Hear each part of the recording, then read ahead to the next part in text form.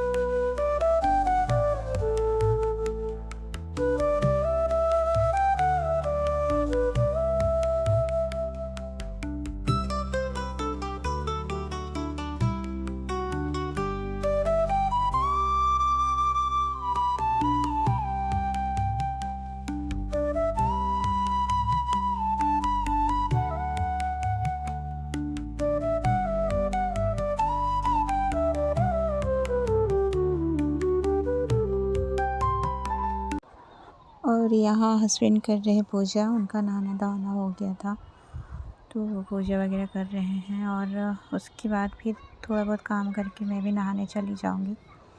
तो मैं यहाँ पोछा थोड़ा-सा हाथ से ही लगाऊँगी, क्योंकि वो खड़े-खड़े लगाने से ना पता नहीं क्यों पैर में ऐसे दर्द हो रहा है और कमर में भी पेन हो रहा है। तो आप मतलब थोड़ा-सा ही आप जैसे पोछा लगाना हो ना, मतलब बहुत ज़्यादा देर तक तो नहीं, पर थोड़ा-सा भी बैठ कर ना पोछा लगाना शुरू करो। क्योंकि ऐसे खड़े-खड़े पोछा लगाना आसान तो होता है, पर अपने शरीर के लिए रिलैक्स नहीं है।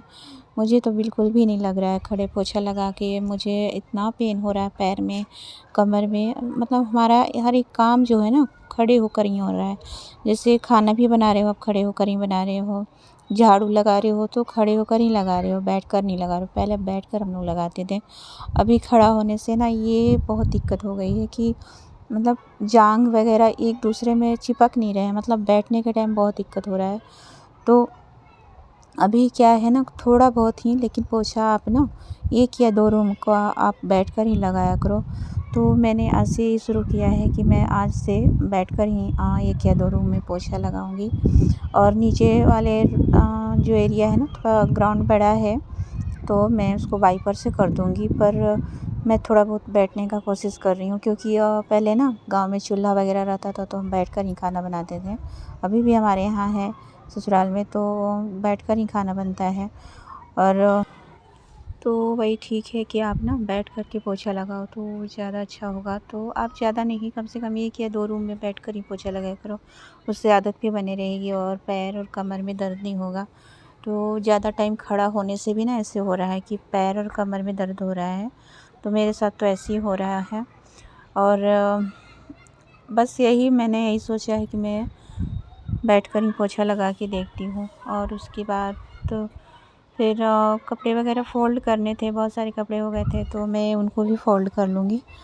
और उसके बाद फिर नहाने जाऊँगी, तो मतलब आधा काम मेरा निपट जाता है घर का ना, उसके बाद ही अच्छा लगता है। फिर मन ऐसे ना हल्का सा लगता है, नहीं तो फिर नहा के आओ पूजा वगैरह करके तो फिर ये ध्यान रहता है कि कपड़े फ़ोल्ड करने हैं और फिर कुछ काम बच गया है, ऐसे लगता है। तो बस ऐसे करते-करते हमारा टाइम भी निकल जाता है और ज़्यादा टाइम हम किसी के पास बैठते नहीं हैं और ना ही बातें कुछ होने पाती है। तो हमारा तो ज़्यादा टाइम काम में ही निकल जाता है। सुबह का जो बच्चे वगैरह जाने लगेंगे तो और भी टाइम नहीं है, उनको भेजने के बाद ही आप कुछ काम में लगोगे, उसके बाद फिर खाना वगैरह बनाओगे।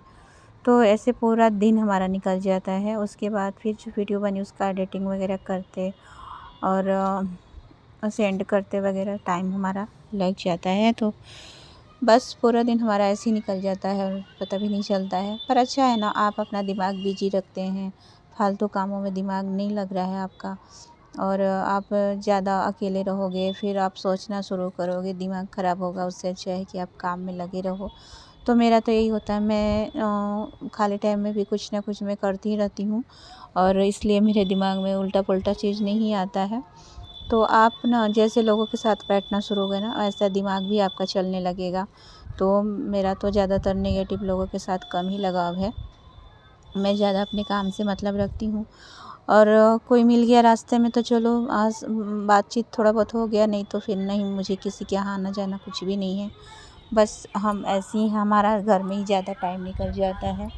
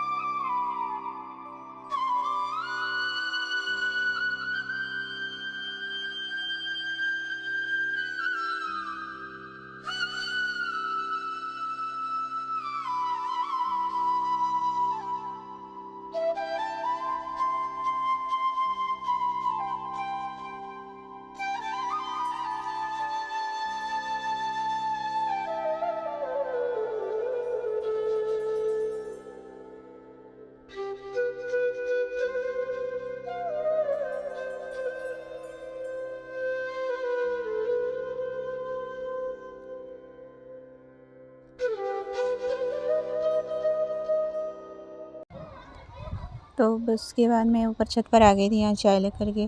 तो ये हमारा दोबारा से चाय हो रहा है। सुबह हमने चाय पी ली थी और मैंने बच्चों को चाय और ब्रेड दिया है खाने के लिए, तो उनको बस वही अच्छा लगता है। तो छोटे वाले का भी तबीयत ठीक नहीं है, तो मैं उसको बस हल्का-फुल्का ही दे रही हूँ, क्योंकि पता नहीं क्या हुआ था उसको, खाना पचा नहीं क्या हुआ। तो जैसे ना रात में उल्टी वग़ैरह करने लगा था, इसलिए फिर मैंने उसको ना हल्का-फुल्का ही दिया। मुझे लगा कि शायद हल्का दूँगी तो अच्छा रहेगा। हो सकता है उसको अनपच हो गया हो, मतलब ऐसे होता है ना बच्चों के साथ ठंडी में।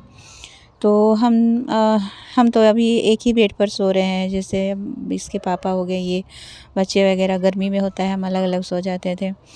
तो इसकी वजह से शायद हो सकता है उसको शायद खाना पचा नहीं हो या जो भी हो डाइजेस्ट नहीं हुआ हो, उसकी वजह से उसकी तबीयत बिगड़ गई थी। तो मैंने उसको हल्का-फुल्का ही दिया है और इस वजह से मैं उसको आज स्कूल भी नहीं भेजी हूँ कि थोड़ा अच्छा हो जाए, फिर मैं उसको भेजूँगी। उसके बाद फिर मैं यहाँ पोछा लगाने के लिए आ गई थी, तो मैं यहाँ बैठ के पोछा लगा रही हूँ। तो अभी यही कोशिश करना कि बैठकर ही पोछा लगाना, आपसे जितना हो सके आप बैठकर ही पोछा लगाना, बहुत अच्छा होगा आपके लिए। एक एक्सरसाइज ही है, बैठकर पोछा लगाना भी एक एक्सरसाइज है। तो आप को टाइम नहीं मिल रहा है एक्सरसाइज करने के लिए, तो ये बहुत अच्छा है बैठ कर के पोछा वगैरह लगाना। इससे क्या होगा ना, आपका जो पेट आगे की तरफ निकल रहा है वो भी अंदर होगा, और जो जांघ वगैरह से आप बैठ नहीं पाते हो नीचे की साइड, तो वो भी आपका सही हो जाएगा। तो मेरे साथ अभी कुछ दिनों से ऐसे हो रहा है ना कि जैसे कि कमर में दर्द हो रहा है और मतलब ऐसे हो रहा है, तो फिर मुझे लगा कि मुझे बैठ कर के पोछा लगाना चाहिए, क्योंकि मैं पहले ना वो बैठ कर ही पोछा लगाया करती थी। अभी जितना आप सुविधा में रहोगे ना, उतना आपके लिए बहुत बहुत दिक्कत हो रहा है शरीर के लिए। तो ये जो है ना, ये एक्सरसाइज की तरह है बैठकर पोछा लगाने का। और हो सके तो आप बैठकर झाड़ू भी लगाने का कोशिश करो, तो बहुत अच्छा है, ये भी बहुत बेनिफिट में है।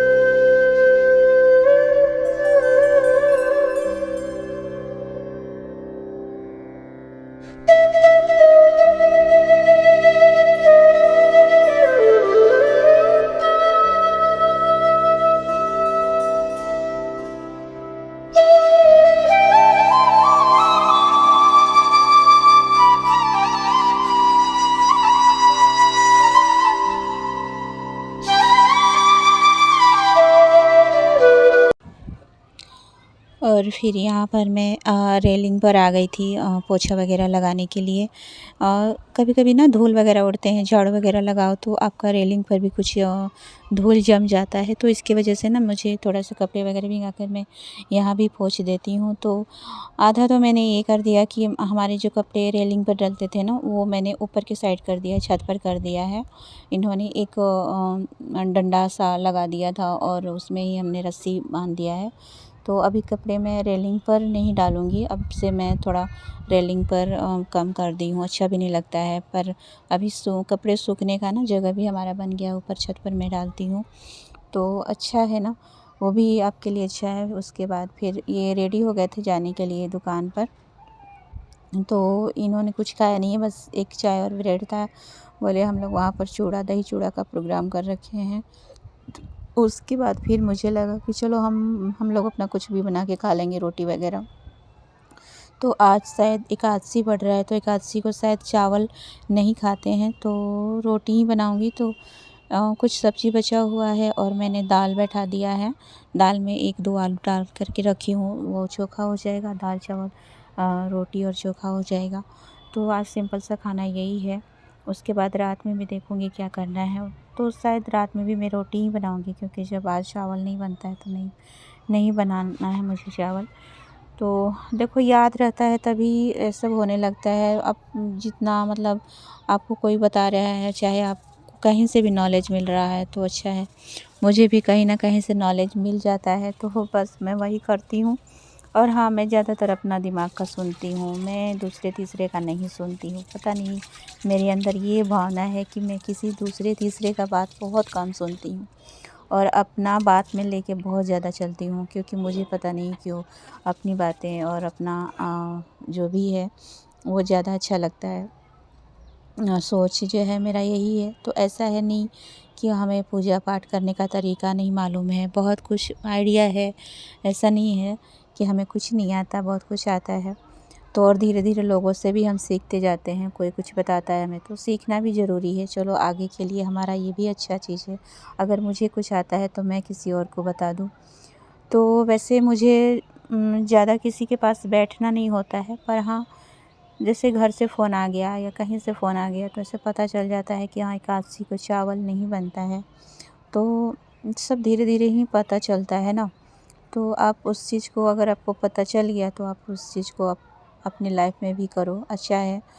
अ, हिंदू में तो वैसे भी पूजा पाठ बहुत ज़्यादा मतलब महत्व दिया जाता है, कथा प्रवचन ये सब पर हम लोग बहुत ज़्यादा ध्यान देते हैं।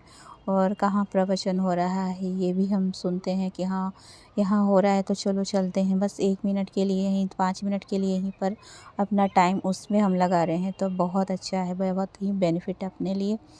और बच्चों को भी ये सब ज्ञान देना चाहिए, ताकि वो भी अच्छा सीखें और अच्छा करें, तो अच्छा ही है। चलो, आजकल के बच्चे तो पूजा पाठ में भी मन लगाने लगे हैं। स्कूल जाने से पहले पूजा करना, माथे पर तिलक लगाना। तो एकदम से पहले पहले के सारे बच्चे इतने मतलब एक्टिव नहीं रहते थे जितना कि अभी के बच्चे एक्टिव हैं, पढ़ाई में भी एक्टिव हो गए हैं और इनको पूजा पाठ का भी नॉलेज हो रहा है।